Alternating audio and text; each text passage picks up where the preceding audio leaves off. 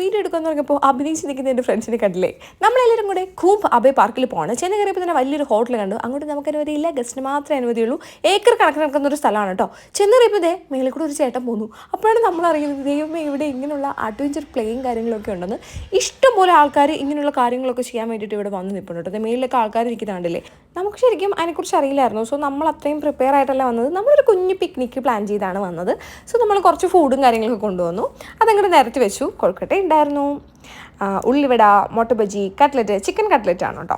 ഇങ്ങനെയുള്ള സാധനങ്ങളൊക്കെ ഉണ്ടായിരുന്നു. കൊക്കക്കോള ഉണ്ടായിരുന്നു, അതുപോലെ ബ്ലാക്ക് ടീ ഉണ്ടായിരുന്നു. അങ്ങനെ അതൊക്കെ ഇങ്ങോട്ട് കഴിച്ച് വയർ ഫുള്ളാക്കിയതിന് ശേഷം പിന്നെ ഫോട്ടോസും വീഡിയോസും അതിൻ്റെയൊക്കെ ഒരു തിരക്കായിരുന്നു. ശരിക്കും നല്ല ബ്യൂട്ടിഫുൾ ആയിട്ടുള്ള ഒരു പ്ലേസ് ആണ് കേട്ടോ ഈ ഒരു സ്ഥലം എന്ന് പറയുന്നത്. അപ്പോൾ പല സ്ഥലത്തും പല ഒരു രീതിയാണ് കാണാൻ. ഒരു ഫോറസ്റ്റ് ആയിട്ടുള്ള ഏരിയ ഉണ്ട്, ഇതുപോലെ മനോഹരമായിട്ടുള്ള ഒരു സ്ഥലമുണ്ട്, അതുപോലെ ആഫ്രിക്ക പോലെ തോന്നിക്കുന്ന ഇതുപോലത്തെ ഒരു സ്ഥലമുണ്ട് കേട്ടോ.